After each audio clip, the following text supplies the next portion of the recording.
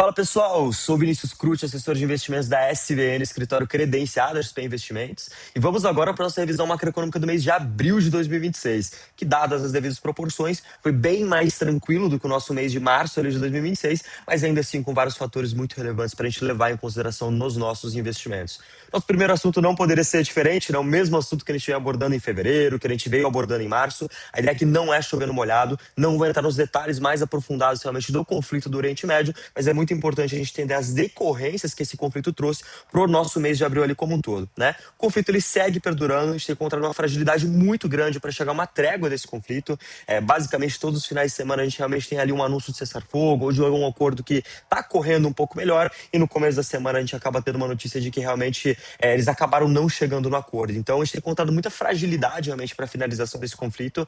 Ao que tudo indica, esse conflito não tende a durar muito mais do que isso, até porque acaba sendo muito custoso e muito impopular para o governo de ambos os países, mas de forma geral, isso daqui já tem perdurado mais do que boa parte ali das consultorias políticas, geopolíticas tinham previsto ali no começo do conflito, tá?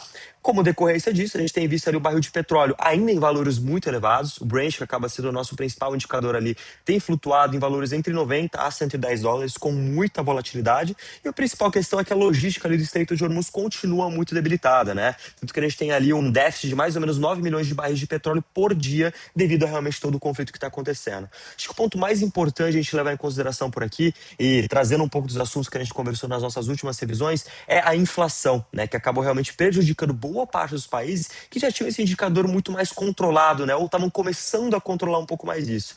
A gente tem que entender que essa inflação aqui, que normalmente é gerada por oferta ou por demanda, agora tem um outro fator muito importante, que é a escassez de produtos. A gente não está gerando inflação porque as pessoas estão consumindo mais. A gente está gerando inflação porque esses produtos eles não estão chegando ao consumidor final. Então acaba sendo uma dinâmica um pouco diferente. A atuação dos bancos centrais ao longo do mundo precisam ser diferentes a respeito disso, porque o maior risco por aqui é justamente o Banco Central atuar de uma forma mais pesada em relação a isso, desacelerar a economia e a inflação mesmo assim continuar em níveis bastante elevados. É o que a gente viu na década de 70, é o que realmente prejudicou muito da economia mundial de maneira geral e que a gente chama aqui no mercado financeiro de estagflação. Basicamente, esse é um dos cenários mais difíceis realmente para a atuação do Banco Central, e é uma preocupação que tem tomado boa parte dos noticiários e realmente boa parte dos debates do mercado financeiro ao longo dos últimos meses.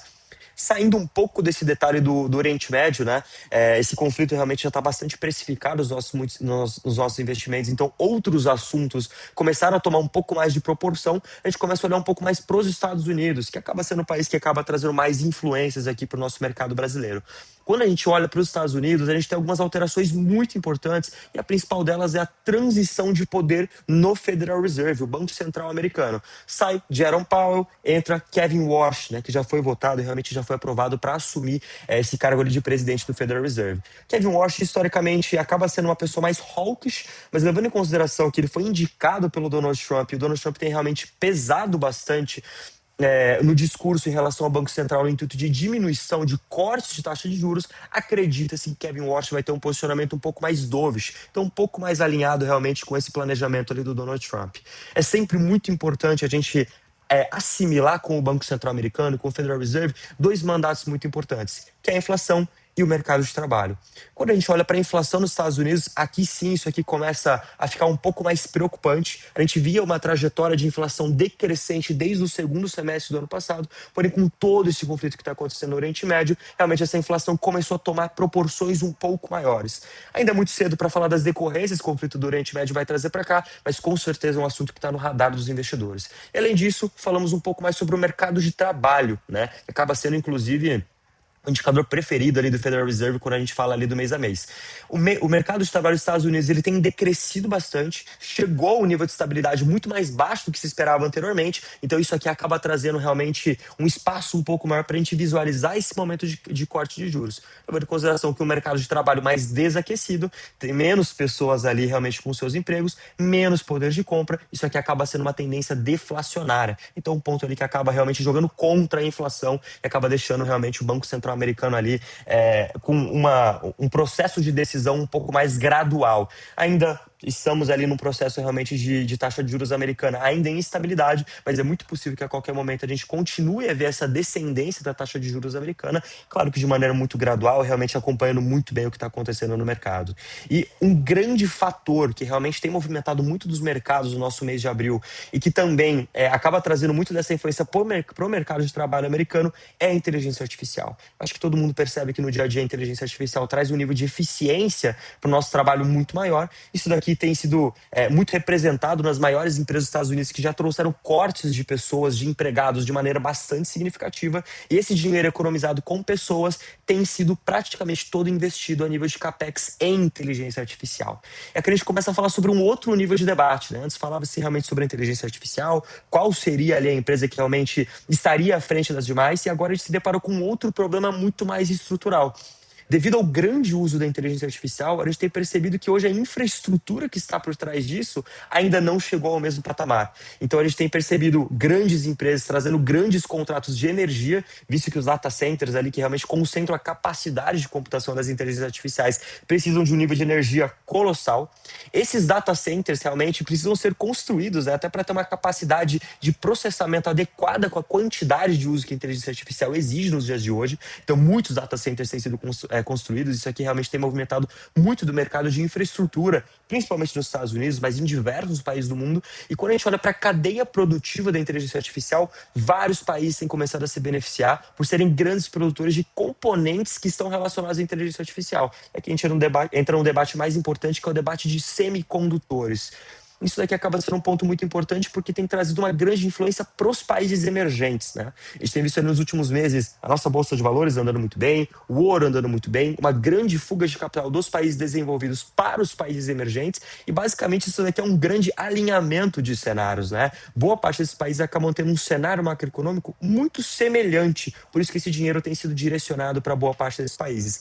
Não só a gente tem visto um dólar um pouco mais fraco, mas realmente um grande fluxo global para aproveitar realmente essas teses de uma maneira um pouco mais efetiva. E aqui a gente consegue destacar o Brasil, que a gente vai entrar um pouco mais no detalhe logo no próximo slide, e também alguns países do mercado asiático, tá? Que apesar de estarem sendo prejudicados muito pelo conflito do Oriente Médio, visto que são países que têm níveis de reserva de petróleo um pouco menores e são produtores menos relevantes também, são países muito importantes na construção, na construção de componentes da inteligência artificial. Então aqui a gente pode citar principalmente a Coreia do Sul e Taiwan, que acabam sendo países ali muito relevantes na parte dos semicondutores e tem sido ali um grande destaque dentro dos emergentes para a destinação de capital estrangeiro. É que a gente chega finalmente ali no nosso grandioso Brasil. O Brasil basicamente tem sido muito segurado ali pelo fluxo estrangeiro. Até o final de abril a gente teve um fluxo estrangeiro de 63 bilhões de reais. Isso daqui basicamente em 4 meses é maior do que o fluxo estrangeiro do ano passado inteiro, então é algo muito significativo. É um movimento que a gente tem visto principalmente na Bolsa de Valores, mas também sendo direcionado para os nossos ativos de renda fixa, levando em consideração que a nossa Selic, que vem diminuindo pouco a pouco, continua em patamares ainda muito elevados, ainda em 14,5%. Acredita-se realmente que o Banco Central vai ter esse posicionamento de corte de taxa de juros, até porque a gente tem encontrado ali uma economia ainda bastante debilitada aqui dentro do Brasil, mas cortes muito graduais, na casa de 0,25%, no máximo 0,50%, sendo analisado ali no mês a mês quais as decorrências que isso aqui vai trazer para a nossa economia. Mas de forma geral, o Brasil ele acaba se encontrando ainda como um país com um altíssimo nível de juros real.